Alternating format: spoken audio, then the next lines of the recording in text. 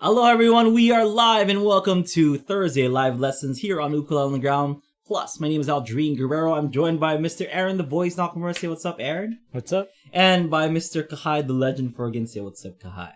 What's up? So this is Thursday live lessons. We do this as a live video over at UU Plus. But if you want to listen to this on your podcast, as a podcast or on your way to work or anything like that, you can download it off of iTunes or anywhere that you get your favorite podcasts. We have a nice little feed on RSS feed that you guys can subscribe to get this as an audio podcast. But in order to get the full experience, you have to log onto your UU Plus accounts and watch it as a video. We're gonna be showing some ukulele stuff. Showing you guys how to hold things, how to play things, whatever it is that we might be talking about here. If I'm gonna be doing a demonstration of ukulele, you're gonna want to see it, right? So, with all that said, how this works is you guys send us a question. We'll try to answer it as best as we can. We're gonna collectively put our minds together, our brains together, and come up with the best answer possible for you. Okay, so here we go. Go ahead, Kahai. Tony just got a Cornelia K1 tenor, and he's undecided about putting a strap button on it. Okay. He saw straps that hook onto the santo, but was worried that the wood would get damaged. Mm-hmm. What's your feeling about putting a strap button on a good uke, and do you know if straps that hook onto the santo can cause damage? Okay. Yes, on all accounts. Yes, I think you should put a strap button on your ukulele, especially if you play a lot standing up and stuff. And I used to not use a strap button. I used to just kind of carry it. It was kind of crazy because I played one of those what is it called, like applause ukuleles, and those things are super like heavy and slippery. Mm-hmm. I don't know how I did it like back in the day, or like I don't know how. Oh yeah, this one right here. This is the exact one. Like I had this one, and it's pretty dang heavy. And I would play this like without a strap, an ukulele strap. So I would just.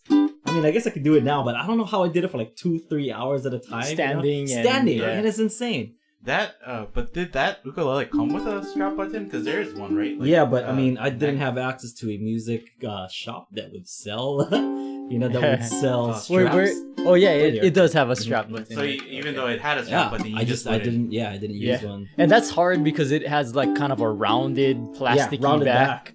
So it would always kind of slip, I remember when because I had it when I was a senior in high school, and I talked about like just taking my ukuleles, putting it underneath like my my chair and stuff in that little cubby thing like on the chair. So at one point I did get a strap, or someone gave me a strap. Like I think my dad gave me a strap, and to use it, and carrying it around in school was kind of a nuisance. Because like I had the strap, and whenever I'd put it down, the strap would be kind of just like on the floor. Yeah, hanging. People trip on it. Yeah. Anyway, so back to your question. Yes, I'd suggest a strap because after I started using one and kind of started using it a lot, I noticed how much time I was wasting and how much energy I was wasting just kind of carrying my ukulele while standing for like 2-3 hours playing. Well, especially if you're kind of going up and down the neck. Yeah. Repositioning your hand, it makes it a lot easier, I think. Mm-hmm. So, as far as putting a strap button on your ukulele goes, I know a lot of people have a hard time with it because you have to drill, right? First off, they have to drill two strap buttons. One right here, which I have this one that acts like a strap button, but is actually the jack for my pickup. Okay, so that acts as a strap button as well because there's a groove right here that you can put the strap in between, and another one here. So this one, it's one of those things that are kind of standard. I know a lot of people, like I was mentioning, a lot of people kind of, I don't know, it's gonna affect the sound. It does. I'm not gonna lie, it will, but it's so minute that you wouldn't even tell the difference. Some people are like, oh, it's just not resonating as much. It's kind of, I don't want to say it's all in your head or whatever, but it's subjective. Yeah, it is subjective. It's not that much of a difference, and I think.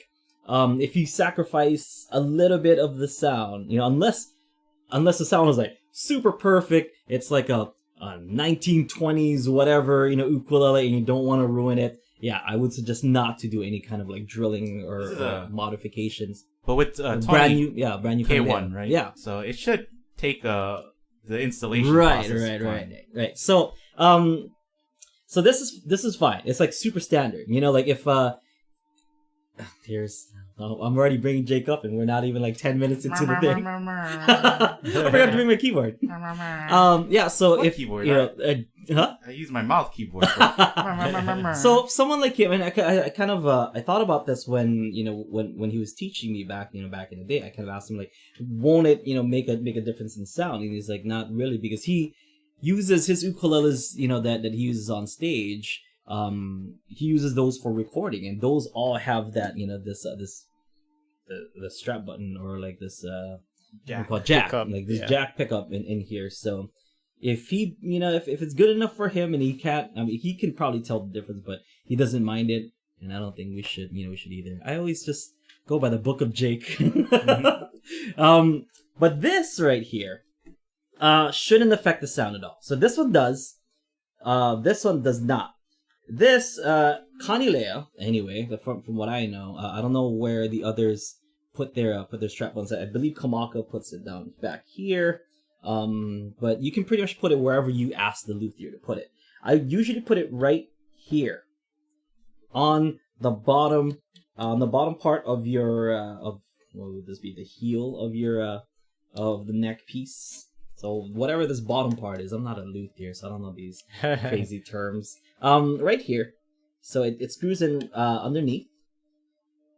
And when you have your strap, it goes down here, and it goes down here, so that it's a good pull, and it's not gonna come off. It's pretty secure. It's pretty secure down here as well. If you have one of those straps. Sorry to the audio listeners. Yeah, sorry to audio listeners. That's why I got a sign from Plus back here, or here on the bottom of that block. Okay, so this right. So basically, you have one that's kind of at the back, base end of the lower bout of your ukulele, and then one of the top, and then one at kind of like where the neck meets the body. Mm-hmm. And on the bottom, so that's very, very, very important that it's on the bottom. I remember when Craig and Sarah were brand new Kanilea artists when they were brand new Kanilea artists, and like they got their brand new Kanileas, like they just got them made, and like, oh, okay, I want to put a strap button on it. So it's like, oh yeah, it's a great idea. You should put a strap button on it. Joe is great, Joe Souza is awesome at like putting strap buttons. So Joe's like, okay, where do you want your strap button? And they said up here. Kind of facing them? Facing them, which is the total opposite of what I just said. Wait, can you show that in the camera? Here's the camera. So this would be... Oh, there it is. So the side that you want to put it on is the side kind of facing the ground? Yeah. Or towards the ground. And Craig wanted it facing... Craig and Sarah wanted it facing them. Facing them. Excuse me. So they wanted it facing them. And I told them that, like, oh, I don't think that's a good idea, because if you put your strap on, and it'll have this pull. If if you have your ukulele like this, if you're like a rock star and stuff and you're playing down here all the time, it will be fine. But once you lift this thing up, that strap is also gonna lift up and off. So it's gonna come off, and lo and behold, they were like, I'm like, as long as it doesn't happen on a big stage. They were at the NAMM show, I think 2015. Oh, was that when they got their ukuleles? Yes. Oh, yeah. Okay. They got no. They just got it back because they had put a strap peg inside. So Joe had brought it to the NAMM show. I believe so. That they could play it. So they played it at the NAMM breakfast show. So NAMM breakfast show, it's got to be at least like there's hundreds of people there, like eating breakfast, getting ready for NAMM. Yeah. Hundreds. Maybe like 500 people. There's a lot. It's a big crowd. Just kind of whoever's around, and there's always people around at exactly, NAMM. Exactly. And they were being filmed, and there's like behind them is like the big screen, like of them like kind of close up and some of the cameras and whatever. And lo and behold, like Sarah's strap comes off, and then you can see it like on the footage, where she's like, oh no, like she catches like a true professional. She just kept playing and stuff, but the look on her face was priceless, and because she knew that somewhere somewhere in the NAM floor, Aldrine Guerrero's like, I told you so. Right? I told you so. And the thing is, Joe Souza told them so too. Like, oh, are you sure you want it here because it's gonna be unbalanced? They're like, yes, I am sure that I wanted it there. And then as soon as that breakfast show happened, after it was done, she calls me up and says, Aldrine, you were right. And guess what happened? And she tells me that story. I'm like, I'm gonna recount the story somewhere. So what they just switched it then later? Or yeah. something? So they went back to Kanilea. They took it out. They put it on the bottom instead. So of course there's a hole. Yeah, if you look at their ukuleles, fill the there hole. is a white like sticker because I guess they filled the hole. Yeah. They put like a white dot. So it's a little Easter egg for you folks. If you guys go see Craig and Sarah anywhere on tour, they're everywhere. So whenever they come to your town, take a look at, I believe it's Sarah's ukulele, or maybe both of them. They have a like white dot, like right on here. the other side. Yeah, on the other side. The one facing them. Yeah. There's a white dot. And the thing is, because it's facing you, they will always see that. They will always remember that. Aldrine Guerrero was right. But yes, so the other part of your question, I used to use those. Those are classical guitar straps. So I know Jake uses them. Yeah, so tell people who don't know what a classical guitar strap is. It's a kind of like a hook, and this hook will go underneath your ukulele and will hook on to the sound hole like this. So it's kind of like a hook like this. It'll hook on, and then the strap down here, it'll come off like as it goes around your neck. Instead of one of those traditional straps where it's just a straight, a straight line, and then you can. We actually might have. Do you have one? We might have. Oh, nice. So it kind of wraps around here and hooks on to the bottom part of your sound hole. The strap looks like a saxophone strap or something. Yeah, like a saxophone strap, exactly. Because it goes just around your neck. It doesn't go around your shoulder. Or anything, so I mean, it's not like the regular straps like this, the traditional straps where you put it, you put it on either side of your ukulele, and you can just kind of let it go, and your ukulele is fine. It kind of stays on you. The classic guitar strap you kind of have to keep holding, or else it'll flip this way because it's just being held down here, so it's like kind of being pulled to down like this. But if you hold it against you, it's still gonna alleviate some of that. That might be the Kanilea one. Okay.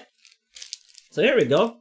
For the pig pals or Kanilea. So just kind of you put this around your neck and around your neck. This goes, and see the hook? And there's the show them on the close up. There's that hook.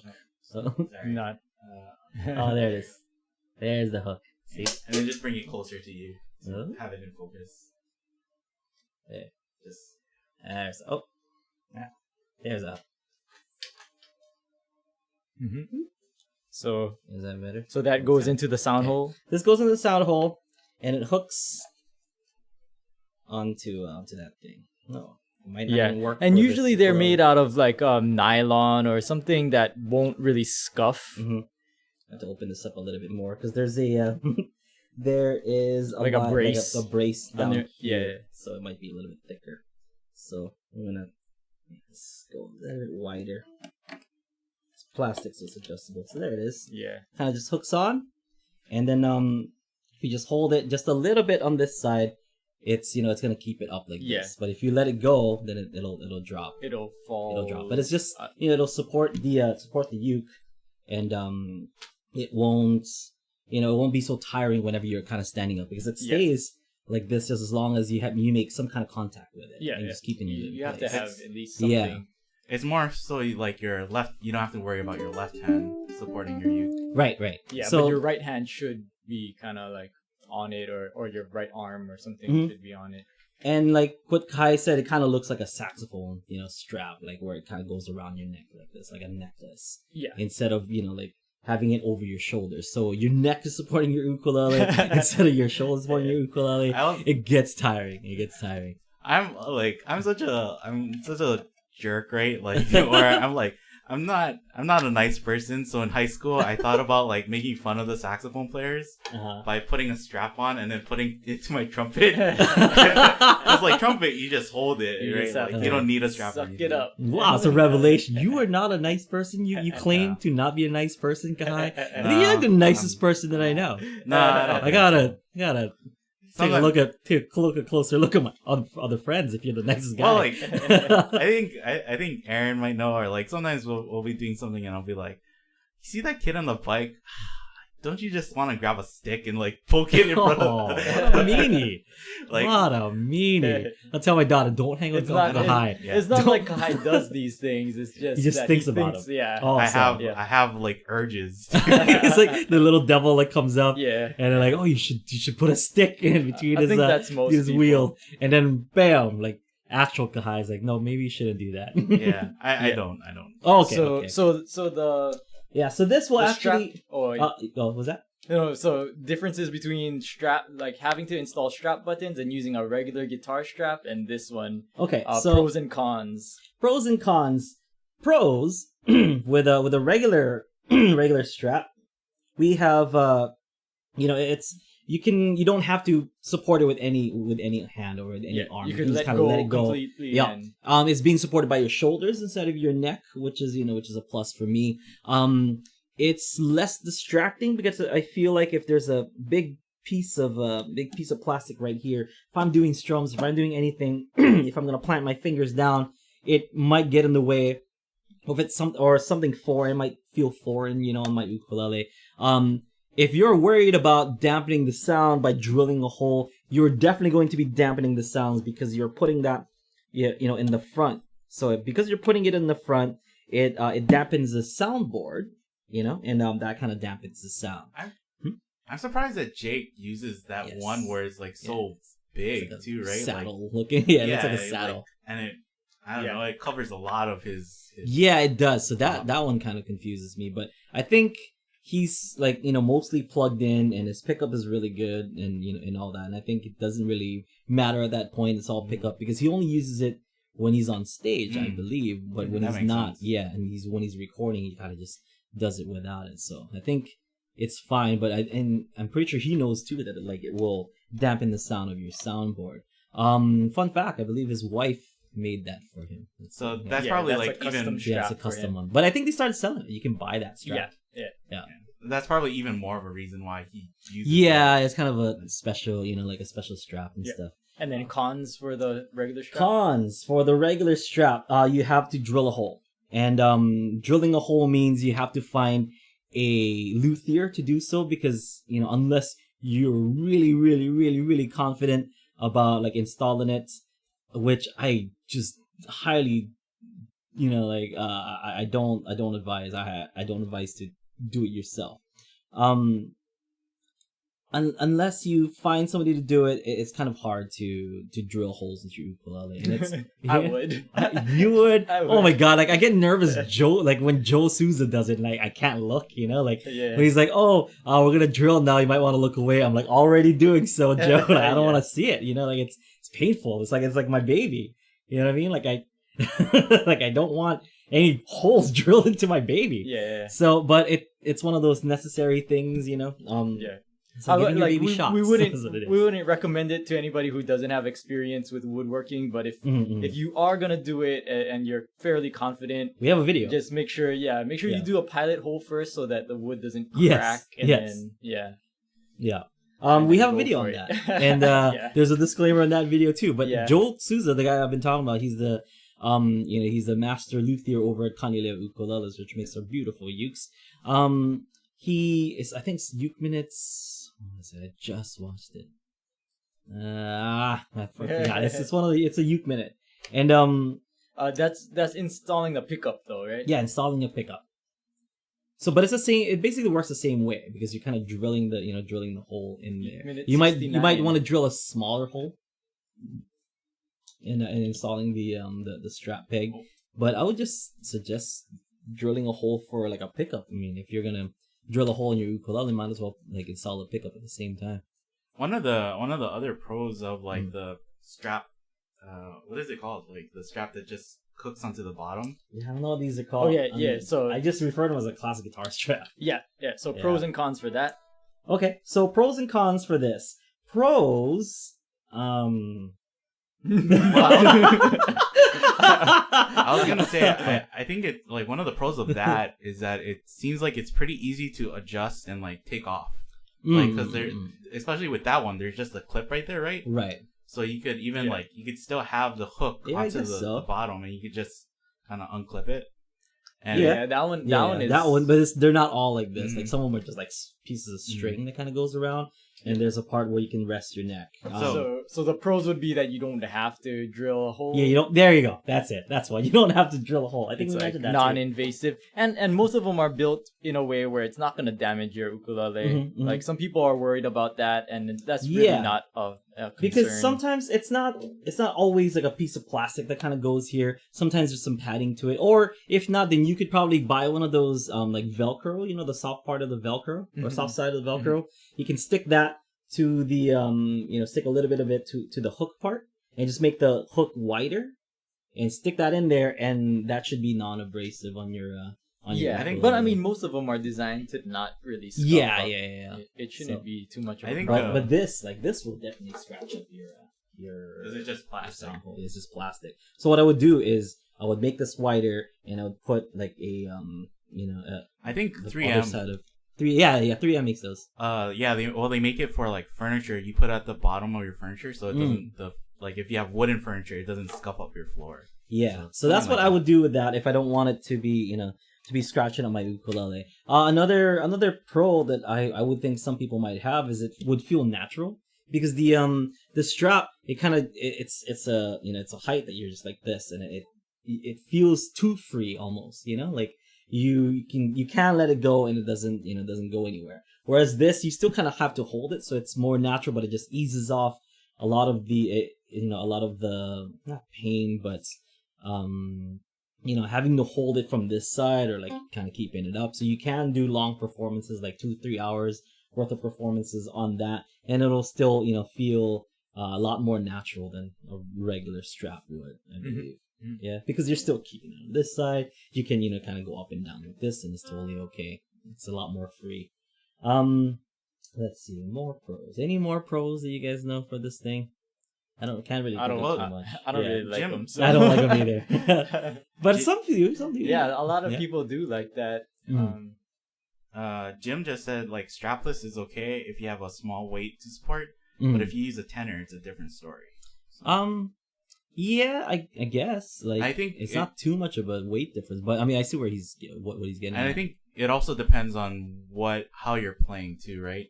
Like if you're kind of just like playing easy, then a lot of times like, or if you're playing, basic chords where it's like you're down by the headstock, you're probably not moving around too much. You don't necessarily need a strap. Yeah. So it just depends on what you're using, what you're working with. Yeah. It would make a difference in size, sometimes, but I feel like sometimes it's too wide. If you had like a soprano with a smaller hole, it might be too much, too much material for the hole on the soprano. But I mean, if you're playing a soprano, you really need a strap anyway. Like, you can just kind of hold it up. It's light enough, We have some members though who like they like the comfort, or like I feel like I think they like the insurance of the strap. Like they don't have to worry about it falling or dropping or anything. I think that kind of gives them a little bit more confidence when playing. You know what I want to see more is those straps that like go to the neck, but then like the neck, the strings, the space between the string and the neck is like too small. So it's kind of hard to like put one in there and have the kind of like a regular, like a guitar strap or like cowboy style. I don't know, what do you call those? I like the look of those. Mandolins use those. Yeah. If you get a mandolin strap, like because the mandolin, there's how many strings? There's 8 strings on it, right? So even that space is like pretty small. So they usually make that string to tie around the headstock. Like they make it more like pretty thin, Mm. so yeah, that it'll and fit. easy. Yeah, I like those. That's a good suggestion. Yeah, Mandolin strap. because I guess you can. So if you don't want to drill the second one, if you already have this right here, Mhm. you could probably just get that and tie a string and then Yep. just like tie I it think- around that and it'll be okay. But I like those because they have the ones that clip on like, and Mhm. stuff. Like you can buy those for like $5 or whatever. Yeah. And just attach I that think- to a strap. So I think even one of our members said that Mhm. he does do that. He like ties it to the headstock, Okay. and because he doesn't want to drill too much into it. Yeah, so that's another idea that you could go with. I actually dig that. You know, I like that kind of style of this right here and kind of show off your strap and stuff. Yeah. Have you- Also, one of our members from the forum a long time ago, she Mhm. created. It was Lori, right? Oh yeah, like the Lori created the uke thong or whatever. leash. Leash. That's right. Yeah. Yeah. No, there was one called like a uke thong. Oh, Yeah. Well, yeah. So the uke leash is kind of a revolutionary Mm. concept. It kind of secures to you, Yeah, and then you and to can your clip and ukulele. unclip Mhm. just to the headstock. Mhm. And so people can check that out. I'll put it in the show Yeah, that was a notes while too, back, huh? if you wanna check that out. So that was the So- uke leash. And, So cons of this thing. Let's list them down right now. the neck, I don't know. Yeah. Some people don't mind it, but I think I don't like the. Yeah, if yeah, I you're- don't like it. having Either. it I don't if like the it. purpose of it is to be able to carry your ukulele for longer periods of time, I don't Yeah. know if the neck support is the best. Like, right? Yeah. No, it's not. I mean, Like you could probably get like one of those like more comfortable like ones the to padded get ones. a or padded something. ones to put on your neck and stuff. Or But maybe even if then, if there was like a kind of a shock like built into the Sometimes, how do we make this better? Yeah. well, like shock absorber built into the strap itself. when I'm playing guitar, sometimes I don't even like the regular strap, Yeah. and I'll put on a jacket just so I have something in between the strap and like, because it like sometimes it'll just start digging into my neck. And I'm Yeah. like, gosh. I get that. I have a Gibson Les Paul, and those things are tanks. Yeah. And like I used to. I have two Gibson, or I have two Les Pauls. It's super heavy. I think Mhm. it's tanky, Yep. and I can't play it for more than like 45 minutes at a time. And until like it really wears down my shoulder. That's why it's crazy, like the guys who do like spins Right, and does it's tricks insane. with that. It's because oh that's my a gosh. heavy guitar, Yeah. and I don't work out. I haven't seen a Gaim in forever. Yeah, it's so something that I use, and I was gonna ask if you've ever seen anybody that uses it is I use strap locks. Have you ever seen a uke player use strap locks? I've seen strap locks, but I don't know if they had them for ukes. I Do think they have for ukes? well, like it's just a strap button. Oh, yeah. So I don't know if you. So that because you can take it out and then like you put it in and it locks it in, like it locks Yeah. the strap in place where you can kind of move it around and won't fall off, right? Yeah, and the reason why I like it is because it's like I use like I have multiple guitars with strap locks. Mm. And then I just grab one strap and I just put it onto different guitars. Oh. Like easy. It's easy to take it on and off. Always wanted to get one of those strap locks to kind of like really test it out and like grab it by the strap and just like wave it around my my head like that, like during the show, just to see, just to see, right? See. I want to just like rock out. So instead of like taking the uke, just bashing it on the ground like how rock stars do, like I want to just like take it by the strap and just like wrap it around my, like Seth Rollins did that when he won the championship, the WWE championship. He like grabbed it by the by one side and he's like twirled it around his head. I'm like, I want to do that with my uke one day. Yeah, there've been guitar players, like rock guitar players that like swing. Yeah, like, Steve Vai. Keep the strap on and swing the whole guitar around. I always wondered how they did that. So on the strap, they would put the receiver, because they would have wireless pickups, right? Or not pickup, but wireless pickup. So they would just like tape the receiver of the wireless pickup to their strap. So it wouldn't, they wouldn't have any, I think, Yeah, I think they a would lot just of do those that like receivers, if they're built for a guitar, they come with clips now. Oh, yeah. They expect you to put it on your strap. on your strap instead. Yeah. Because like I think when I've used one before and it's like put it in my pocket and then it kind of like plugs into my uke that way. But I think that's how they did it. I was watching a Steve Vai video. I'm like, oh, how does he do that? I want to do that too. always wanted to be a rock star with my uke. The worst is when you see people who do that and then the strap comes off. Yes. And you can see like it's like you said with Sarah, like you can see the fear in Like, her eyes. oh, Like, no. oh no, I made a huge mistake.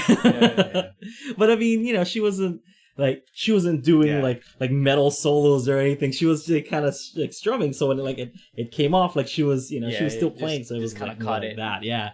But I could see like somebody like doing one of these and then like bam. Yeah. I think Steve Vai, right? Like he also does the thing where if he breaks a string, he takes it off and he throws it to his guitar tech. Yeah, and he gets another one. Tech catches it. It's like, oh my gosh. See that's balling. Like, when are we gonna be balling? Guy, when are we gonna be that balling? Ask Joe if you can do that. We're ukulele ready, and just like throw it up in the air when I break a string. But like, you would have to throw your uke, and then like if I was like the uke tech, I would catch it, and then I would just throw the same one back to you with the broken string, right? Like we wouldn't have like another uke ready. Like, why did you give this to me? And then just like throw it back. Throw it back, and then I'll get a pack of strings and I'll throw that to you too. Like, you do it. Yeah. You do it. Some tech you are. Well, that's why I work on the cameras. I don't work behind the camera. Yeah. You don't want to see your shenanigans in front of the camera. No. All right. So lots of cons. There are, I guess, some pros. Like we listed, but definitely the regular strap is the if you're winner gonna for be this using one. a strap like at all regularly, I would suggest to do a strap. I wonder how much they cost now, because like installation. Oh, for I mean, something like it's that. the same. It would be on the person, right? pretty much the same thing as getting a guitar strap button installed. So you could probably just go down to your local music store and they would be fine. They would know how to do it. But yeah, because it's not like an ukulele specific thing.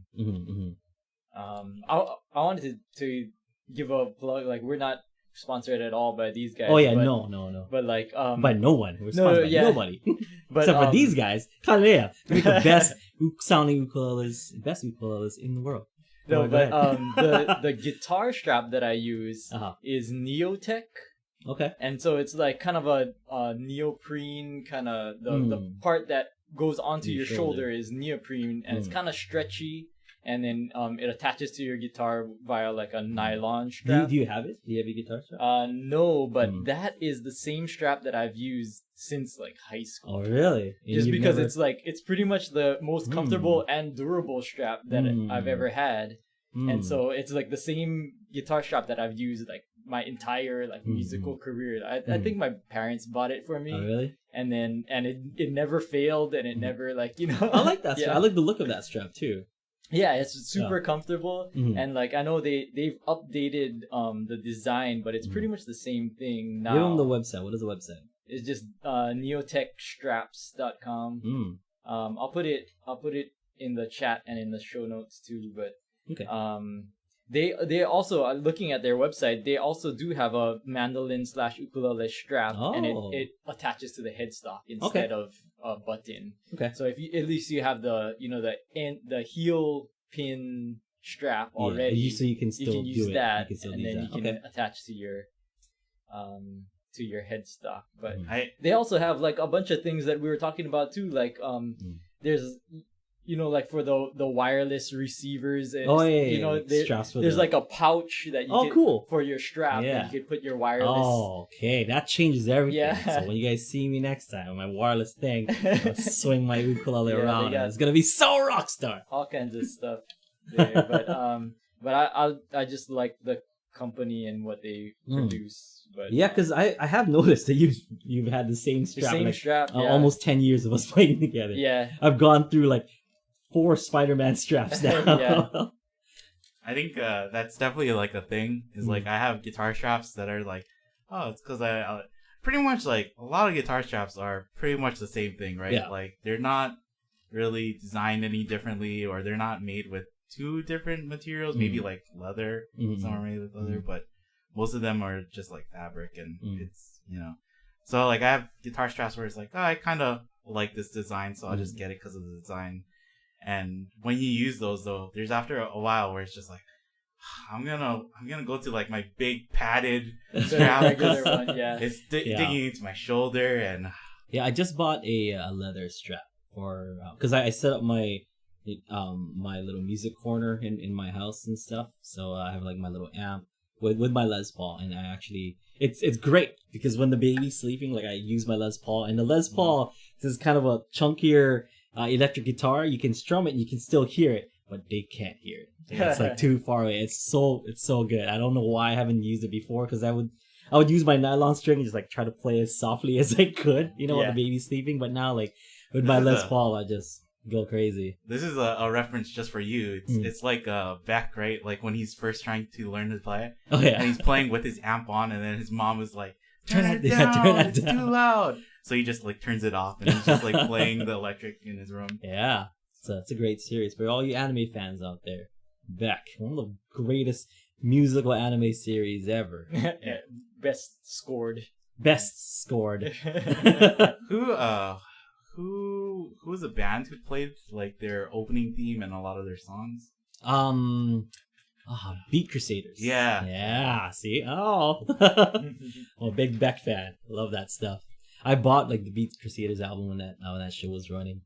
And I had a girlfriend at the time who like came from doing like the JET program. She was like an English teacher in Japan. She came down. She's like, this is the worst English like I've ever heard. Like Japanese English that she's ever heard. It is pretty rough. It's not. But she's like, you like this? I was like, yes. But the show is great. The English is a little rough. But... Walk home then. Okay, so so I hope that answers your question. Let's go to the next question. Hugh asks, can you recommend exercises for strumming hand control? I have trouble consistently modulating the volume on my strum when I try to do a quiet, loud, backbeat strum. At some point, it all just sounds the same. Okay. If you want to learn control, you gotta look at where you're hitting your ukulele, where you're hitting the strings. If you're talking about strums, start out with your strumming hand far away from your ukulele, and the closer that you get, should be the loud. Should make it louder. I usually hit right here where the neck meets the body. So these extra little frets right here on my on the soundboard, that's usually where I hit it. Because what happens is you want to get as close as you can to the strings, and as it starts to hit the strings, I get this kind of like this soft hit, and as I kind of dig down inside with the same movement, see, like my hand didn't get any higher. I'm not hitting it harder. It's not like over exaggerating. Right, I'm not over exaggerating anything. It's the same, but as I kind of dig in deeper, it's going to hit those strings, or the attack is going to change on those strings, thus making it louder, making it softer. So a lot of it has to do, with where you're hitting the strings, and then that's when like how much density you're putting into each hit, and it all starts with just a simple kind of twitch like this, and move it forward, that kind of twitch, and then I kind of dig into your strings. So that I would say it's from piano to mezzo piano. So this is and that's in music, that's like the soft to medium soft. Okay, so piano means soft, mezzo is medium, so piano to mezzo piano. And then the more if you want to go higher than a mezzo piano, that's kind of when you start adding density to your hand, so make your hand a little bit like heavier, and as you make your hand heavier, it's gonna go from mezzo forte to a forte. And if you want to go from forte to fortissimo, that's when you make the range of motion a lot higher, because your range of motion is higher. You're gonna be hitting the strings a lot heavier, because you're adding density to your hand, and then really like kind of coming down on that string with a wider range of motion.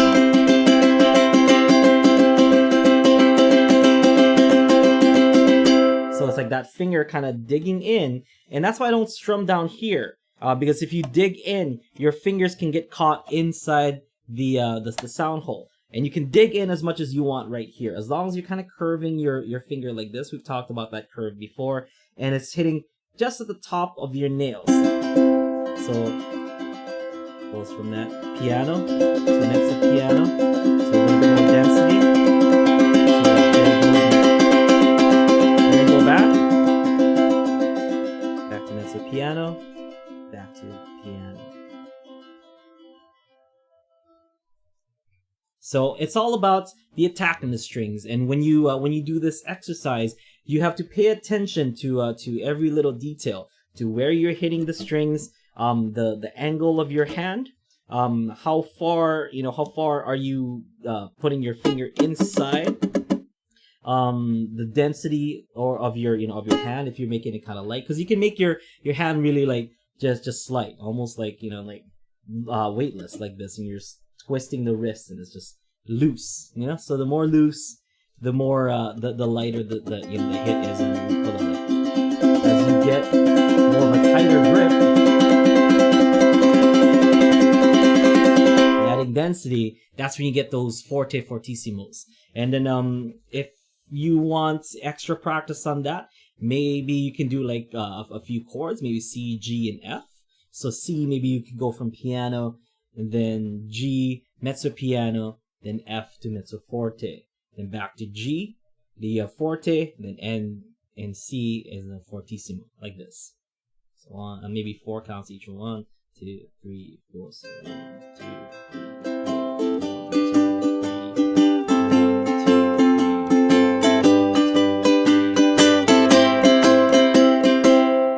And then like make your way back down maybe. So just do C, G, F, G, C, G, F, G, C, G, F, G. And each one, you want to give it a different volume. I know you said like it might not make too much of a difference, but maybe that's because you've kind of capped out, at your highest volume. Because if your ukulele's range is about right here, so this is your entire range of your ukulele, from like softest to the loudest. Okay, if you're starting from here, if you're kind of hitting it loud already, then you only have this much room to work with. Therefore, you're not going to hear too much of a difference. But you really have to start at piano, because if you start at piano, then you have this much, range of volume to work with. So start out right here. Figure out where the softest possible hit or attack on your ukulele is going to be, and how you're going to attack your ukulele to get that piano sound. So going from here, and then and then just getting higher and higher as far as volume goes, and switching the way that you're hitting the strings. Those all those things are going to make a difference in volume. I think the misconception is that the more that they add like their arm and the bigger motions, the louder it's gonna be. Mm-hmm. But for that increase in volume, it really is like it's more of the management of your like micro muscles. Like, just what your hand is doing. Mm-hmm. And if when you get that, it's like you can feel you can tell when you are gonna play louder, because your hand does like feel different. So. Yeah, it feels heavier. I mean, that's the best way that I can like describe it. It's just adding weight, to your finger, just making it going from like a loose hand to like a tighter hand. Yeah. And the tighter it is, I feel like that's what it should feel like. The tighter, that's more heavier the hand goes, and the heavier the hit, and therefore louder the volume. I would say to practice playing soft consistently. Yeah. Because it's actually harder to play soft than it is to play anybody can play loud and like brash. Right. But like to play it with like, control, you have to play it soft. Mm-hmm. And then you can kind of control like it's like a soft and then medium soft, and then you can kind of do that. And then also within a strumming pattern, there are variations. So like it's usually on the count. So like 1, 2, 3, 4. So if you're doing 1 and 2 and 3 and 4 and strumming on 1 and 2 and 3 and 4, you can kind of emphasize it. 1 and 2 and 3 and 4. Okay. Yeah. And do it like that. No. 1 and 2, like yeah, where your up strums are soft. Yeah, but it doesn't have to be that exaggerated. If you're playing softly, you're gonna emphasize the 1, 2, 3, 4 more, and then even if you're doing And then if you're doubling it up even more, it's 1E and a 2E and a 3E and a 4E. Yeah, that's where it actually shines, because the down strums are a lot. So there's accents on the down strums. So people know where you are within your strum, but you're also like adding like extra stuff in there to fill up the empty space. Keep the rhythm going. Yeah, keep the groove. Yeah. So I think that's important, being able to kind of like emphasize certain strums and back off on certain strums.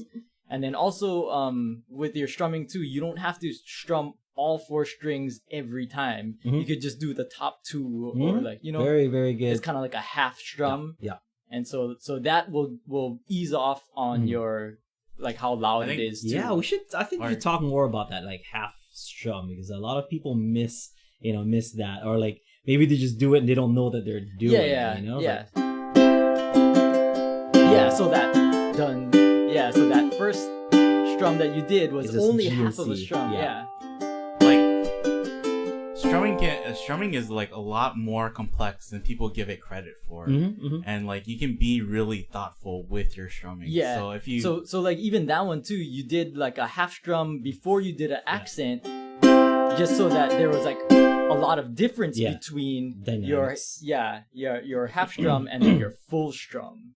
There's like a difference between the half strum, the full strum, the accented strum, and then like the rest of the strum. Yeah, and then the rest of the strum. Yeah.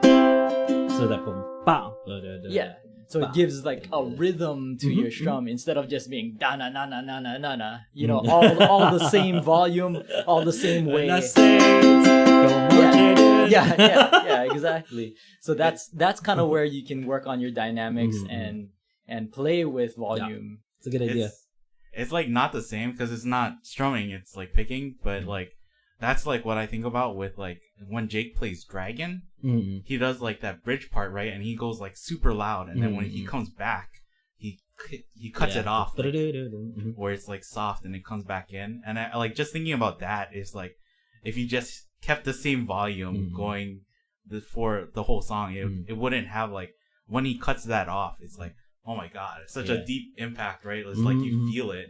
And I think that's where it is, like Aaron said, like playing soft is hard, and it does take more thought than just like strumming as hard as you can and making it as loud as you can. So, Very good. All good advice. That's next. I hope that answers your question. Next up, Kyoko, like I think it was Kyoko. She said that you guys met last week on Kwai, so I don't know. But she asked if you play with or they asked if you play with Logi. Do I play with the Logi? Kyoko. Do you ever play with the Logi? No, I'm trying to think because that sounds familiar. The name sounds familiar. Maybe they're we met from OC. Oh, okay, yeah. With the family, and it's like their little girl plays. Is starting to play ukulele. She took some lessons with Mike Odo, like at the music shop. Okay, I know exactly who's talking about. All right, so I do play with the Logi sometimes, but not on stage. I've stated that with the Logi, I kind of have to think about 2 different bass strings. With the high G, I kind of just have to think about 1 bass string. So when I'm up here, I can do things like the same chord shape, say like the G chord shape. I could play it down here, and I could play that same chord shape, like moving up, and it'll be okay by leaving this open G. But if this was a very low G, and all these notes are going higher and higher, then that means this this low G is going to stand out. Now, by thinking of only 1 bass string, so this C string right here, the highest is gonna go here is on the 12th fret, is this note right here. So because this note and this note, so is maybe just 2.5 steps apart. Even if I play if I play a D chord right here, for example, this A note right here is just a step behind, or a step in front of the G, making it still kind of close when you're looking at it from from notes and stuff. If you look at it from like a piano, it's still close to each other, and you don't have like the one chord here and then the low G note right here. It's not gonna be that. So having the high G keeps everything close together, and it helps me just play three finger chords down the neck without having to worry about what I'm doing with this low G right here, and it kind of just becomes an extension of that chord. Do you have like the low G that you play, Aaron? Oh yeah. Like so, yeah.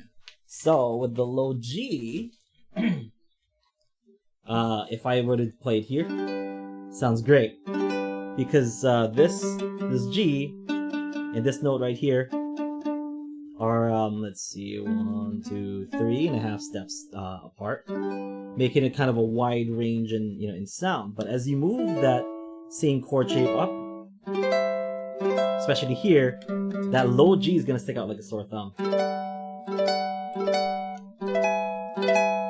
It's always gonna be, especially starting the chord with exactly. that And if low note. if I'm doing like a fast kind of song and stuff, like body surfing for example,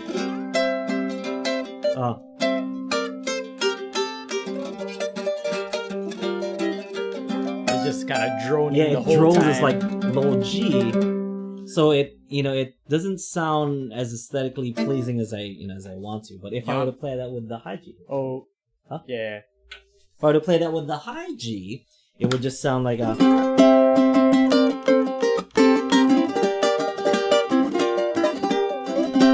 It's not it's not as droning because I still have the C, but it's not as bad still. So when do you choose to play a low G? Okay, so I choose to play a low G when the arrangement calls for it. So if I have like a solo ukulele arrangement, for example, that let me see the low G again. So if I have something like Malagueña, if I'm actually playing Malagueña and hitting that like.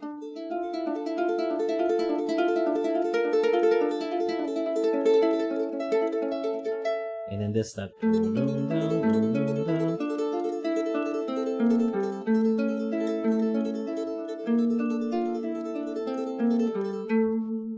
Like you don't really get that, that same effect. You can get it kind of close with a high G, but since it doesn't have those low notes, you have to compensate it with like a higher, with a higher one. So there are some things that a low G can't do that a high G can, and there's a lot of stuff that a high G can't do that the low G can. But for myself and for my own style, I stick to the high G only because that's the style that I play, and whenever I spend a lot of time down here and doing my doing full chords down here, and sometimes I don't want to think about like the extra bass string. So that's although when you play the full chord down here with the low G string, it sounds beautiful because you have like a whole variety of notes. But I'm just, in a nutshell, I'm just kind of lazy to play the full chord. I don't want to play a full chord. I want to just play like the three finger chord, a 3-string chord in there instead of playing, So here's an example. That G chord shape that I was talking about would look like this in a low G. So if I were to play that, it would sound okay. But that takes so much effort in this because you have to bar one, then take your ring finger, put it all the way up there, and that matters because I can no longer just get away with doing like minor 7 kind of chords and stuff. That matters because of the low G, so I have to hit that up there. So there's so much things that I have to kind of worry about when I have when I'm playing with a low G, especially up on stage. But low G, very nice with for if I had that, if I had a second uke when I'm playing up on stage and I play something like Europa, when I play Europa with that, Europa would sound way better with that low G because I would have all those notes that to kind of go down on. So it's apples and oranges sometimes. It's situational. Two different things. Yeah, it is situational. And Devin said blues seems to kind of need the low G on the uke. Yeah, I think, but I think Jason's class, he first taught. Does he teach with the low G in the beginning? I think he uses a low G with the slides. But I kind of think like in the He did a beginning, high G. yeah, he just has a regular high G. It just depends what key you're playing in as far as blues goes. If you're playing in A, of course that limits your note choices, to playing blues. But if you playing in a key of C, for example, and your lowest note is down here on open C anyway, it's totally fine.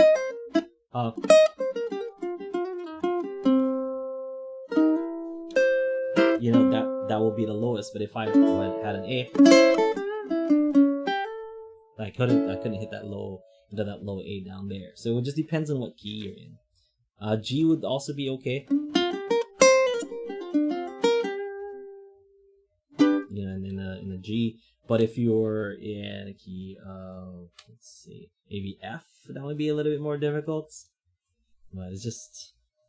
I think, like Devin said that I guess Jason did start with the low G in his lessons. Yeah. But then even you and Matt did duos where you guys played 12-bar blues, and I think both of you guys are playing high Gs, right? So you can. It is it is possible. You are limited, I guess, to your note choices, but there's also some things that you can do that you can't do on a on a low G. It's just like it's different options. Yeah. So. For those of you who don't know, we had a blues course featuring Jason Arimoto, and that's what they're talking about. Blues master. I don't know if anybody even comes close. on ukulele. So that's why we had to have Jason Arimoto to take him out of retirement. He manages the USpace LA. So if anybody is in the LA area, you can check out Jason Arimoto. Yeah. He does live performances, and he also teaches there too. So good guy. He's always fun to be around and talk ukulele with. But he did a course it's available on the marketplace, Ukulele Underground Marketplace. If you want to check that out too. And some of it is in UU Plus too, right? So if you're a UU Plus member, first couple of lessons. Yeah, you can see the first couple lessons on UU Plus.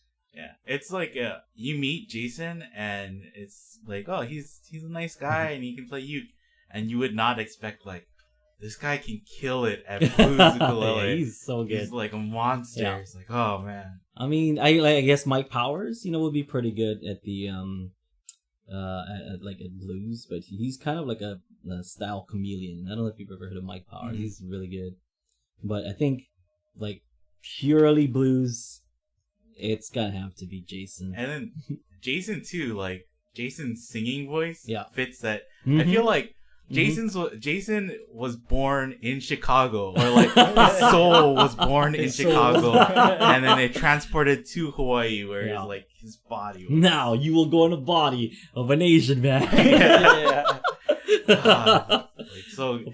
We're filming that class, I think, and then we were just like the whole time, all of us were just like this. Oh my god! Oh my god, Jason is so dreamy. And then Jason too, like the way he explains it, he's just like, oh yeah, it's like really easy. You just do this, and it's like, so good. Yeah, so check that out. And if you're in the area, check out USpace LA. They do some great coffees and there's some awesome ukuleles. Ukuleles and coffee. Yeah, they sell ukuleles, they teach ukulele, and then they make great coffee. Great coffee. I think while we were there, right, like every day we kind of started. We went there and we were like, hey guys. Hey guys, we just want to say hi, but we get some coffee. That'd be nice. I mean, since we're here, I guess. Might as well get some coffee. Get some coffee. They did a breakfast cereal coffee for us. If you've never mixed iced coffee and cinnamon toast crunch together, you're missing out. You know what I just realized? Like Kira is moving, so I'm not gonna get to experience that. She's moving back to Kauai? No, she's moving to San Jose. Oh, okay, that's right. Yeah, so I can't use that as my excuse. Like, hey, Kira, I'm going to fly into LAX. Let's go meet up with Jason, guys, first before we go down to your house. Like, nope. Just... Yeah, USpace is always awesome. Great people, good coffee, great ukuleles, great instruction, all that good stuff. So, that's going to have to be it, huh? Can we do one more question? Sure. Or like this Lightning is, press question. Yeah, Lightning I round. think this is an easy one. Okay. So Francesca, she watched the last Thursday live lesson. Okay. And she just mentioned that she notices that a lot of the times you do the tremolo on the A string, and it just seems like to her idea is that it would be hard on the other strings because you might hit the other strings. So is that the reason why, or like what kind of goes into it? Okay, so it is. So you're correct, and it is harder to to do the other strings because of control. Like the probability of you hitting another string is pretty high. In order to eliminate that, what I do personally is I like to just like exaggerate on those notes. So if I'm playing an E string 5th fret, I'm gonna use that same finger to hold down the A. So you're like this. You're so if I'm muting the A, if I don't do that, the difference versus when I do it and when I don't. Because when I do, it's muting the A. yeah, and this is when I don't. You can hear that. You can hear the A Yeah. coming through. But the reason why we do most of our work on the A string is because the A string is usually the melody line. Because the A string is the highest string in your ukulele, you're gonna want that to kind of cut through. So we use a lot of our solo notes on the A string. So when you're doing tremolos, if you're gonna do tremolo, it's probably because you're gonna want something to stand out, or if you're doing a solo. So A string is the most likely string you're gonna be hitting. I think it's one of those things where it's like the A string is easiest to tremolo with, and it just so happens that a lot of melody That's the lines, one that you use the most. Yeah. so it kind of like makes perfect sense, like the blending of the two techniques, right? Do you ever do tremolo with 2 strings, like harmony? And you could do this. You just have to like.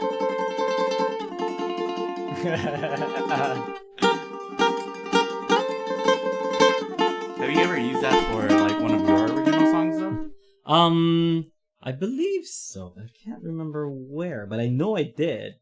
When you're playing those, Did you actually do it with 2 strings, or did you? I did it with 2. I did it with 2. You didn't record it separately? On the Bandito Tyler album, no, on the first album where we had Uke on a Stick, I was kind of shy, so I didn't want to tell Ariki like, oh, can I have another, like, can I have another track, I have another track, I have another track, because like Uke on a Stick is the one I'm talking about. It's got like 6-8 layers of like ukulele on it or something. So there's one that goes up.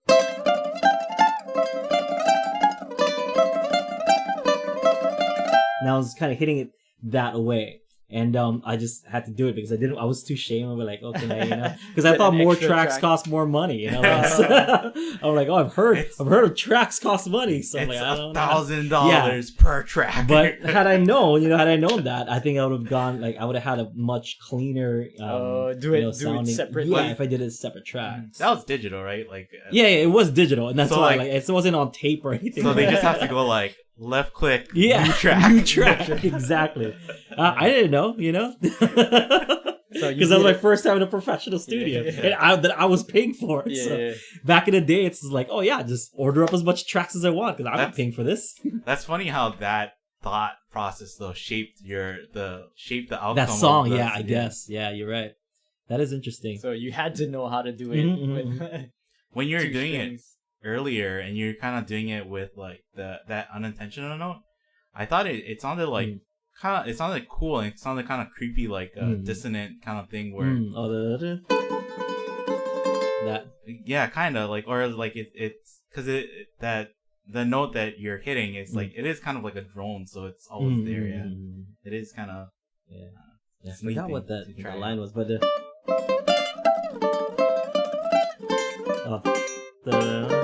I forgot what the line was, but there is one. If you guys can, if you guys have that first album, or if you have access to it, if you listen to Uke on a Stick, there is a part where it goes or whatever. Like, I don't remember my own songs, but there is a part. Yeah, there's one that I'm doing the octaves, the parallel octaves, and then there's a part going up. Dun, dun, dun, dun, dun, dun, dun, dun, dun, dun, dun, dun. And then I think there's a part that goes. like that, something that sounds kind of like that. It's also moving. So there's a lot of those kind of going on. Oh, so you already had kind of I had a lot. tracks. So I didn't want to be so like, you didn't want to add any more. Yeah, I was so ashamed. But nope. I shouldn't have been shamed because it costs $0. You should remake that song now with like 50 tracks. I should. Oh, there's so much more that I could be adding. Like, I had thought about it, and I'm like, if I'm gonna do that, then maybe I should do it with the bass too. Maybe I should the bass line. I should I should harmonize the bass line so everything isn't like this crazy harmony. Oh man, I've thought about it. Yeah, that's. I don't know, but at what point is it just diminishing returns? Yeah. No. We'll find out. I want to find out though. I want to find out. And guitars, I could have that bridge when we get there. Yeah, exactly. I could have the the lower part and a higher inversion, another inversion, and then I could have a finger picking one, and I'd have one maybe just playing a small little counter melody. I've thought about all that stuff. That's what I heard about when they went from 8-track to digital. Yeah. Producers were like, oh my god, you can do so much. It kind of changed how music was created. Mm-hmm. And people, my grandma, when she goes to a food place, when number one, they have the lineup, she's like, oh, I got greedy eyes. I got more food than I can eat. I just got, so I feel like it's the same thing too. They get greedy eyes, greedy ears. Oh, you mean I can make as much tracks as I want? Oh. Yeah, I have thought about that. One of these days I'm gonna do it, and I'm gonna see how far I can push that song and how many layers. I'm aiming for 50. It's some layers are just left and right pan. Yeah, some crazy stuff. I think for that, with the uke tracks being 6 tracks, I think is going on at the same time. There's 1 guitar track, 1 bass track, so there's 8 tracks. Sorry, that's in there, and there's a percussion, maybe 2 percussion tracks. So it's 10 so far. I need to fill out 40 more. 40 more. So, I want to. Really bad. we mentioned him before, Jacob Collier, right? Yeah. Mm-hmm. And he does he'll do vocal reharmonization. Mm-hmm. So it's just him singing different parts of that, a chord. Mm-hmm. And it can be a chord with 10 parts or something. Yeah. And so for him, you watch him make songs live, it's not uncommon for him to go oh, look at that, I have 70 tracks. And what's scary is he'll say that oh, look, I have 70 tracks on this one song and I haven't saved yet. And it's you hear, so scary. Oh my gosh, please save. Yeah, that's what I'll do. I'll add some vocal parts to Uke on a Stick. Yeah. like a Gregorian chorus. or the Tibetan throat singers. Yeah, exactly. Okay, well, we've had fun today, guys. And that all does it for Thursday Live Lesson. Thank you so much. I kind of want to bring Mike either next week or the week afterwards, because we haven't had him for the month of July yet, but I know we did get a double dose of him or triple dose of him one last month. So, but I do want to bring him back. So if you have any kind of music theory questions or anything that you think Mike would be able to answer, better than us, please send them to send them to this. Here are right to this thing right here. There it is. To questions over the questions at ukuleleunderground.com. So post your questions there. You can post your questions or video in the UU Plus forums, or you can click that button on the bottom right hand of your UU Plus screens. Right, and you can use that to ask us whatever you want at any time, and we'll get to it as soon as we can, or maybe we'll get to it here on Thursday Live. Yeah, and if you give our question early too, Mike mentioned that it's better for him. Yeah, to see it beforehand. Yeah, and he can gather more stuff and think of more examples or come up with stuff. So if you really want your question answered, Mike can, we can get it early to Mike, and he can come in and nail it. So yeah, because I know Mike is off this week. He's over in the Big Island. But he says when he comes back, he can come in. So I don't know if it's next week or the week after, but we'll try to have him, here and answer some questions for you folks. Okay, so stick around for Songs Made Easy, and stick around after that for one-on-one coaching. If you guys haven't tried it out yet, please sign up for the UU Plus private lessons. We've been doing a bunch of those. We've been getting some great feedback, and I know a bunch of those people that have done so have been enjoying it. If you haven't, check out the header. There's a header on your UU Plus dashboard that you can click on to book yourself a private lesson with yours truly. This is a beta test, so we're still kind of working out the kinks, and we apologize if there are some kind of mishaps. I know we've missed a few people. That it was kind of hard to connect through FaceTime, but we're trying to work out all the kinks, and we try to make it as smooth as possible. Yeah, just maybe make sure that if this is your first time doing something like that, make sure try out FaceTime or try out Skype beforehand. Yeah. Thank you so much for watching this on UU Plus or listening to us on your on your iPods or iPhones or whatever you have. You downloaded it from iTunes or wherever you get your podcasts from. Thank you so much on behalf of me, Aaron and Kahai. Aloha.